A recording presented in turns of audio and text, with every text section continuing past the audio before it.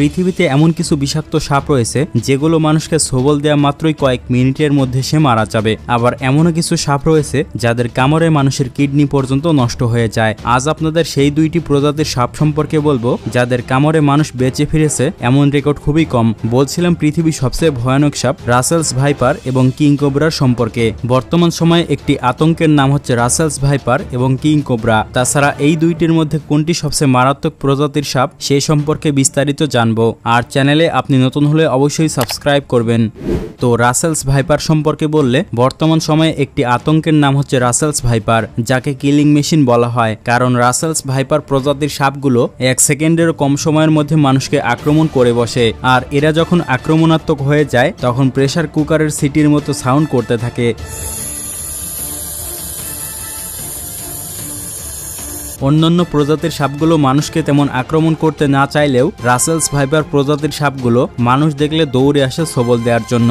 এই সাপগুলো সাধারণত বনাঞ্চল থেকে শুরু করে ঝোপঝাড় এবং ফসলের মাঠে বিচরণ করে। এ কারণে মানুষের চলাচলের ক্ষেত্রে বিশেষ করে মাঠে ঘাটে এদের দেখা মেলে সবচেয়ে বেশি। তাছাড়াও এরা গাছেও বিচরণ করে, কারণ শিকারের খোঁজে এবং সূর্যের তাপ পোহাতে এদেরকে গাছেও দেখা যায়। এছাড়া ফসলের মাঠে ইঁদুরের বিচরণ বেশি হওয়ার কারণে রাসেলস ভাইপার মাঠে বিচরণ করে, কারণ তাদের সবচেয়ে প্রিয় শিকার হচ্ছে ইঁদুর। আর রাসেলস ভাইপার যেখানে তার শিকারের খোঁজ পেয়ে যায় সেখানে তারা তাদের ঘাঁটি তৈরি করে ফেলে। আবার কোনো কোনো সময় তারা তাদের শিকারের খোঁজে বসতিতে চলে আসে। তাই মাঝে মাঝে বাসা বাড়ির আশেপাশে বা ঝোপঝাড়ে এদেরকে দেখা যায়। আর সবচেয়ে ভয়ানক ব্যাপার হলো রাসেলস ভাইপার সাপ কামড় দেওয়ার পরে ভয় পেয়ে পালিয়ে যায় না, বরঞ্চ এরা কামড় দেওয়ার পরে সেখানে কুণ্ডুলি পাকিয়ে বসে থাকে এবং পরে আবার আক্রমণ করার চেষ্টা করে। রাসেলস ভাইপারের গায়ে চাঁদের মতো দাগ থাকার কারণে এর বাংলা নাম দেয়া হয়েছে চন্দ্র।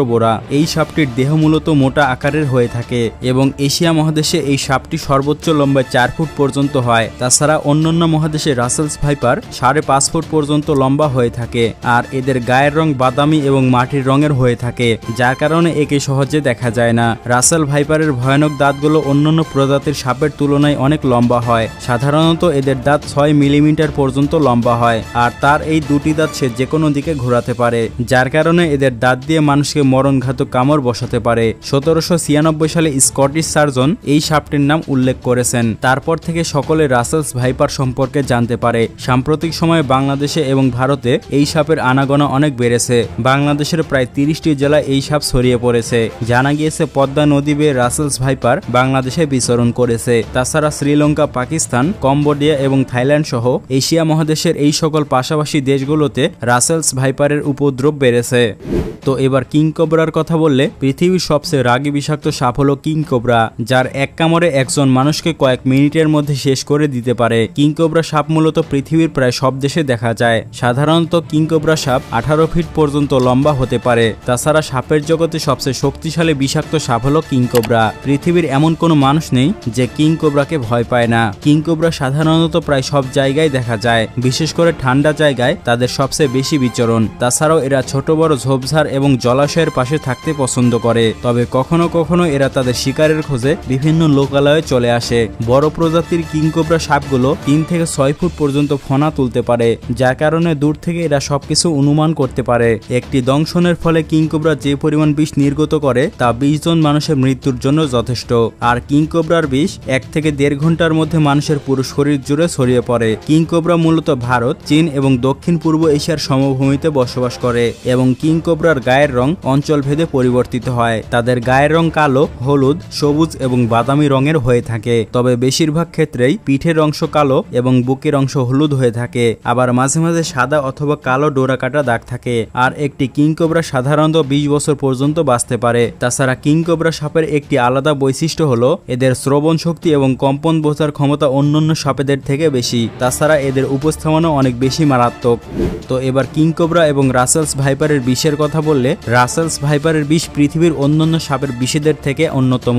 রাসেল ভাইপার সাপ যত বড় হবে তাদের বিষের পরিমাণ তত বেশি হবে। আর রাসেল ভাইপার কামড় দেওয়ার সময় তার থলিতে থাকা সর্বোচ্চ পরিমাণ বিষ ঢেলে দেয়, যার কারণে এটা দ্রুত রক্তের সঙ্গে প্রবাহিত হয়ে যায়। আর রাসেলস ভাইপার সাপের সবচেয়ে মারাত্মক বিষয় হলো এদের বিষ হিমোটক্সিন হওয়ার ফলে রক্ত জমাট বেঁধে যায় এবং লোহিত কণিকা নষ্ট হয়ে যায়। ফলে পরবর্তীতে রক্তনালী ফেটে যায় এবং ব্লিডিং ব্লিডিং সৃষ্টি হয়। তাছাড়া এই সাপের কামড়ে কিডনি নষ্ট হয়ে যেতে পারে এবং স্নায়ু অবশ্যই ফুসফুসের কার্যকারিতা হারিয়ে যেতে পারে। এছাড়াও হার্ট অ্যাটাকেরও অনেক ঝুঁকি থাকে। রাসেল ভাইপারের কামড়ে আক্রান্ত স্থান অনেক ফুলতে থাকে এবং অনেক ব্যথা অনুভূত হয় এবং রাসেল ভাইপারের কামড়ে সময়মতো চিকিৎসা না করলে দাঁতের মাড়ি থেকে শুরু করে শরীরের যত ছিদ্র রয়েছে সেখান থেকে ব্লিডিং হতে শুরু করে। এই সাপের মাত্র 40 মিলিগ্রাম বিষ একটা প্রাপ্তবয়স্ক মানুষকে মেরে ফেলতে পারে, যেখানে এর এক একটা কামড়ে প্রায় 250 মিলিগ্রাম বিষ নির্গত হয়। তাহলে আপনি বুঝতেই পারছেন এই সাপের বিষ কতটা ভয়ানক। অন্যদিকে কিংকোবরা বিষাক্ত শ্রেণীভুক্ত সাপেদের মধ্যে এদের বিষ হয়তো সবচেয়ে শক্তিশালী ধরনের না হলেও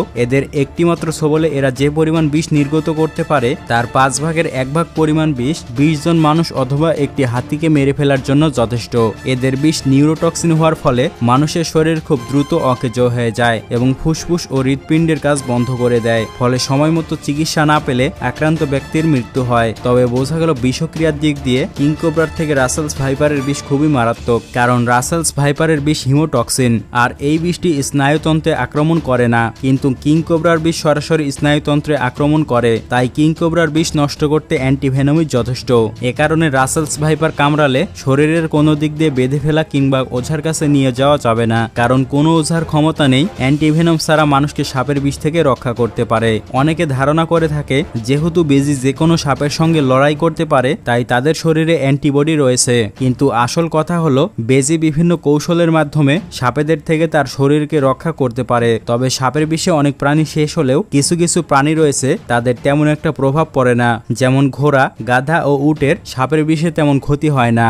আর এই সকল প্রাণীদের শরীর থেকে সাপের অ্যান্টিভেনম তৈরি হয়। যেমন আপনারা হয়তো শুনেছেন সাপের বিষ প্রথমে ঘোড়ার শরীরে নির্গত করা হয় এবং তারপরে 3 থেকে 4 দিন পরে ঘোড়ার শরীর থেকে অ্যান্টিবডি তৈরি হয় এবং পরবর্তীতে ঘোড়ার শরীর থেকে রক্ত বের করে অ্যান্টিভেনম তৈরি করা হয়। তো পরিশেষে একটা কথা বলতে চাই, বর্তমান সময়ে পুরো দেশ জুড়ে রাসেলস ভাইপার অনেক আতঙ্ক সৃষ্টি করেছে, বিশেষ করে সবচেয়ে বেশি পরিমাণে আতঙ্ক সৃষ্টি করেছে কৃষকদের। তাই সবার সাবধানে থাকা অনেক জরুরি। যেমন কৃষকরা মাঠে ঘাটে গেলে অবশ্যই গামবুট পরে এবং হাতে গ্লোভস লাগিয়ে খুবই সতর্কতামূলকভাবে কাজ করতে হবে, তা না হলে যে কোনো সময় কৃষকের প্রাণ সংশয় হতে পারে। অনেকে আবার এই সাপটিকে অজগর ভেবে ধরতে যায়, কিন্তু তাদেরকে সাবধান, কারণ রাসেল ভাইপারের শরীর অজগর সাপের মতো গোল গোল দাগ রয়েছে। দেখা গেল অজগর ভেবে এই সাপকে ধরতে গিয়ে আপনার প্রাণ চলে গেল। তাছাড়া বাসাবাড়িতে কোনো ঝোপঝাড় থাকলে অবশ্যই তা পরিষ্কার করে ফেলুন, কেননা রাসেলস ভাইপার বা কিংকোবরা সাপ শিকারের খোঁজে এইসব ঝোপঝাড়ে থাকতে পছন্দ করে। তাছাড়া কোনো ছোট বাচ্চাদেরকে যেখানে সেখানে মানে ঘন ঝোপঝাড়ের মধ্যে যেতে দেয়া যাবে না। তাই নিজেই সতর্ক থাকুন এবং সকলকে সচেতন করুন। ভিডিওটি ভালো লাগলে অবশ্যই চ্যানেলটিকে সাবস্ক্রাইব করবেন আর প্রতিনিয়ত এরকম আরো ভিডিও পেতে অবশ্যই আমাদের পাশে থাকবেন। দেখা হচ্ছে পরবর্তী নতুন কোনো এপিসোডে।